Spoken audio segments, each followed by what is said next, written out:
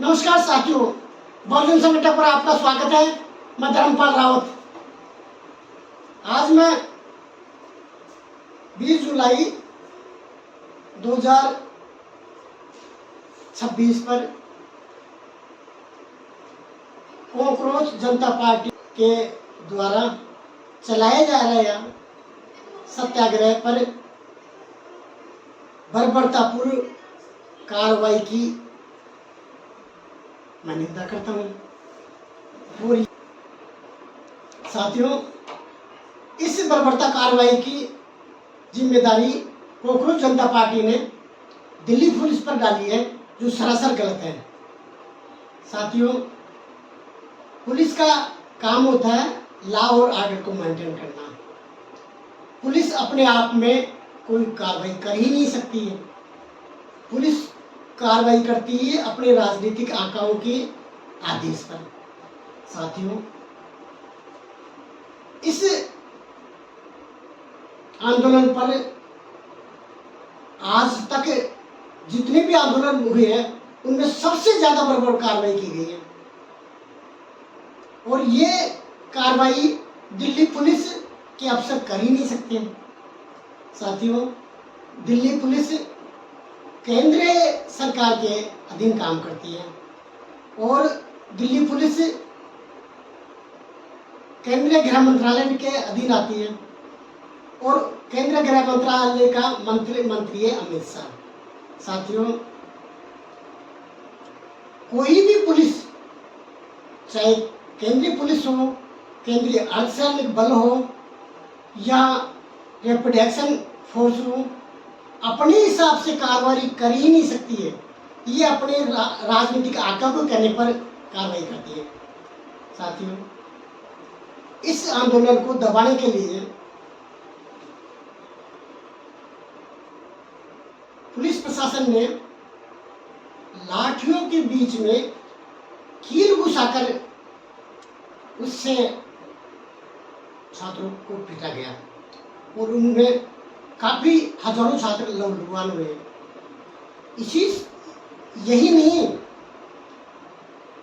Police के साथ सादी वर्दी में आरएसएस के गुंडे भी छात्रों पर बर्बरात हमला कर रहे थे। साथियों, पुलिस ये काम केंद्र सरकार के सहमति के बिना कोई भी पुलिस कर नहीं सकती है। इसके अलावा पुलिस के अधिकारियों के सीने पर न तो बेस था और न उनकी नेम प्लेट थी। ये भी गृह मंत्रालय के बिना सहमति से ये काम हो ही नहीं सकता। इसके अलावा पत्थरों से भरा हुआ ट्रक आंदोलन स्तर पर भी खड़ा था, और ये बिना सरकार की सहमति से वो ट्रक खड़ा हो ही नहीं सकता। इतना सेंसिटिव जोन में पत्थरों से भरा हुआ ट्रक आ ही नहीं सकता। ये केंद्र सरकार की सहमति के बिना संभव ही नहीं है। इसके अलावा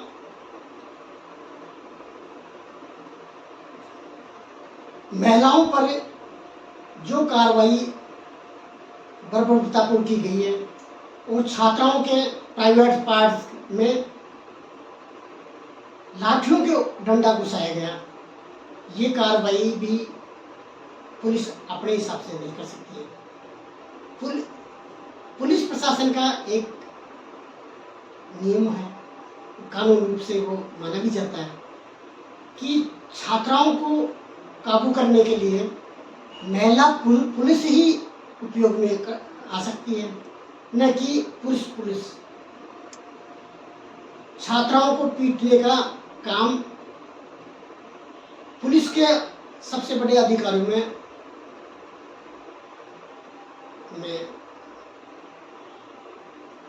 डीसीपी ने भी छात्रों को थप्पड़ मारी थी।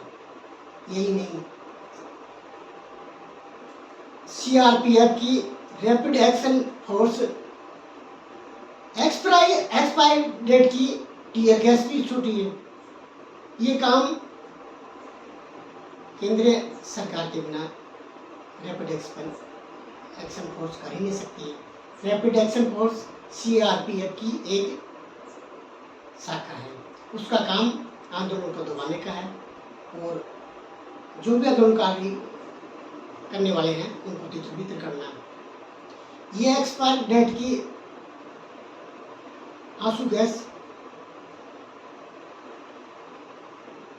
केंद्रीय गृह मंत्री अमित शाह के बिना सहमति से उपयोग नहीं हो सकती। इसके अलावा रैपिड एक्शन फोर्स में पैलेट गन का भी उपयोग किया गया। पैलेट गन से स्थायी रूप से बच्चे अपंग हो सकते हैं। साइब जैनब की तो एक आंख खत्म भी हो सकती है और उस पर बैलट गन का उपयोग किया गया। एक मात्र 19 साल का एक छात्र, और ये सार्वजनिक रूप से राहुल गांधी ने भी दिखाया है कि इस छात्र पर आंखों में बैलट गन का उपयोग किया गया। साथियों, बैलट गन का उपयोग आतंकवादियों के खिलाफ होता है, न कि अपने अधिकारों के लिए शांतिपूर्ण प्रदर्शन करने वाले छात्रों के खिलाफ। ये सबसे घिनौना कार्य है। साथियों, कोई भी पुलिस, कोई भी अर्धसैनिक बल बिना सरकार के आदेश से काम कर ही नहीं सकती। इनका काम आदेश का पालन करना होता है। इनका काम और कोई नहीं होता। ये अपने हिसाब से कार्रवाई नहीं कर सकते। जैसा इनको आदेश दिया जाता है वैसे ही ये उपयोग करते हैं। बर्बरतापूर्वक का आदेश मिलेगा ऊपर से, तो बर्बरतापूर्वक की कार्रवाई पुलिस करेगी, है ना। आसान कार्रवाई वो कर ही नहीं सकती है। साथियों,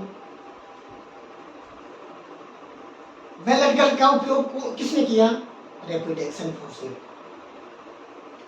आंसू गैस किसने छोड़ा? रैपिड एक्शन फोर्स सीआरपीएफ की यूनिट ने। ये काम दिल्ली पुलिस का नहीं है। जितने भी अधिकतर बर्बरतापूर्वक कार्रवाई की गई है वो केंद्रीय अर्धसैनिक बलों का काम है, दिल्ली पुलिस का काम ही नहीं है। साथियों, ऐसा नहीं लगता है कि ये आंदोलन करने वाली कांग्रेस जनता पार्टी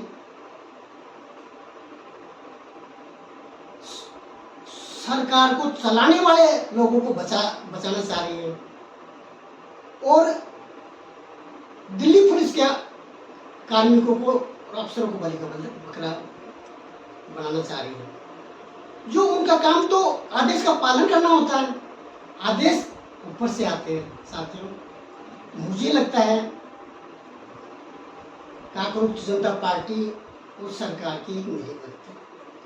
साथियों, किसको पता नहीं है इस सरकार में प्रधानमंत्री मोदी और अमित शाह से अलावा बाकी मंत्रियों की तो कोई औकात ही नहीं है। धर्मेंद्र प्रधान शिक्षा मंत्री हैं और शिक्षा मंत्री का काम शिक्षा बनाई हुई नीतियों को लागू करना है।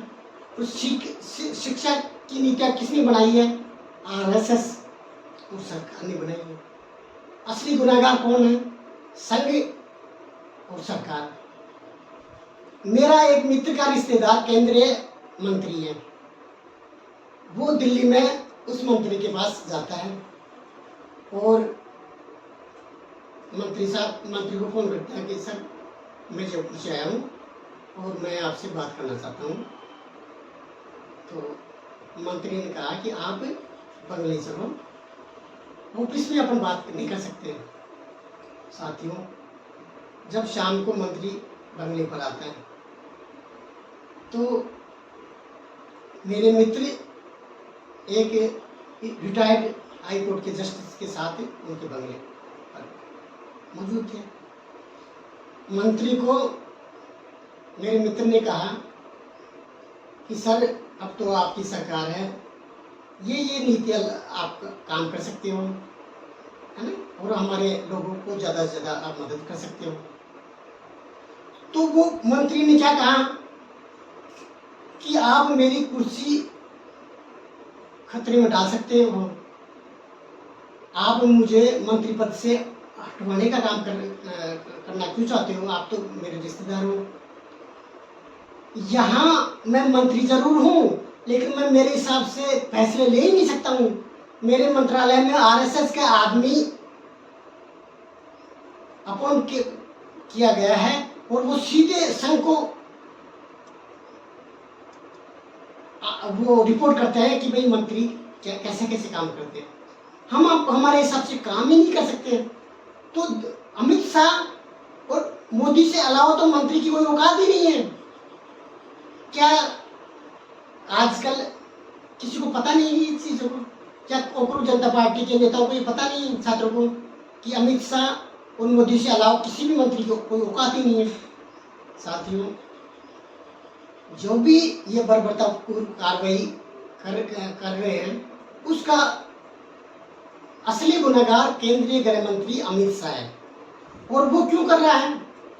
वो छात्रों में दहशत पैदा करना चाह रहा है कि दोबारा ऐसा आंदोलन ये नहीं करें।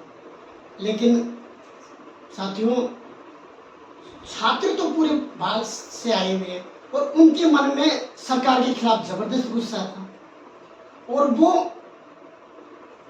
दिल्ली जंतर मंतर पर इसलिए आए थे, या तो हमारे भविष्य के का उज्जवल करवाने के लिए सरकार को मजबूर करेंगे, या फिर शहीद होंगे।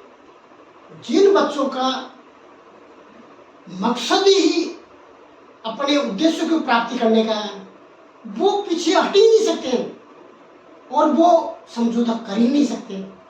साथियों, ये आंदोलन कांग्रेस पार्टी ने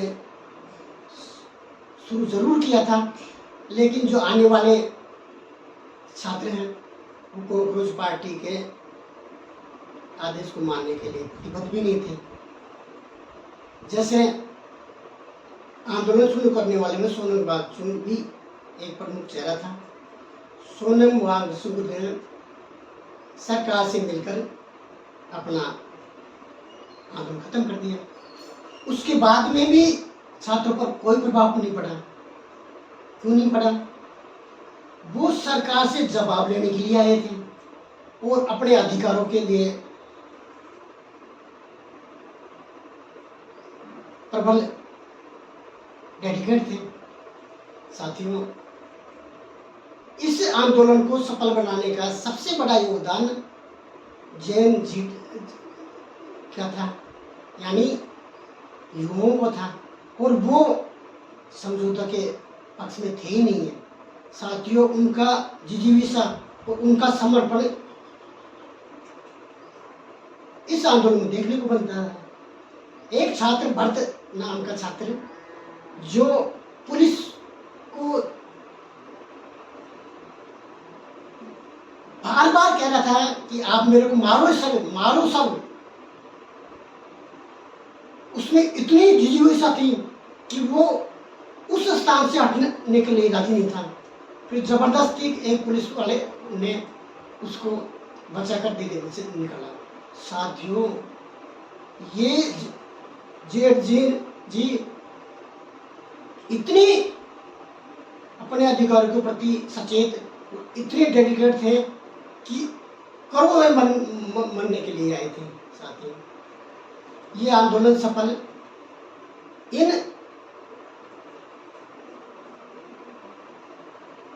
छात्रों की असीम इच्छा शक्ति और जिजीविषा की वजह से सफल हुआ। साथियों, लेकिन ये इनके नेता सोनम वांगचुक, सौरभ दास, इन्होंने कभी भी इस बर्बर कार्रवाई के लिए अमित शाह को जिम्मेदार नहीं ठहराया। बाकी ये बर्बर कार्रवाई तो उसके आदेश के बिना हो ही नहीं सकती। साथियों, मैं आपको बहुजन समाज के छात्रों से और उनके माता पिता से भी अपील करना चाहता हूँ कि आप अपने बच्चों को ऐसे स्वार्थी, ऐसे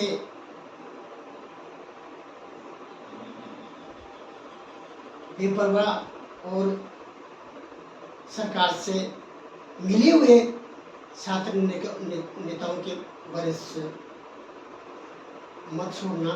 नहीं, ये नेता आपके बच्चों को मरवा देंगे और इनका कुछ होगा नहीं। साथियों,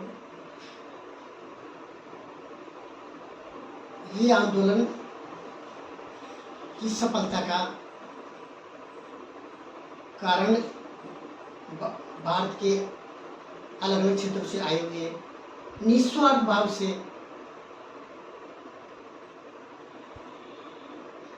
काम करने वाले इन छात्रों को जाता है, न कि इन छात्र नेताओं को।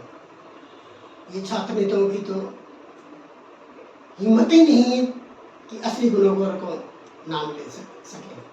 साथियों, ये वीडियो इतना ही। ये वीडियो आपको कैसा लगा? यदि ये वीडियो आपको अच्छा लगा तो इस वीडियो को लाइक भी कर सकते हो और इस चैनल को सब्सक्राइब भी कर सकते हो। जय विज्ञान, जय लोकतंत्र, जय बहुजन समाज।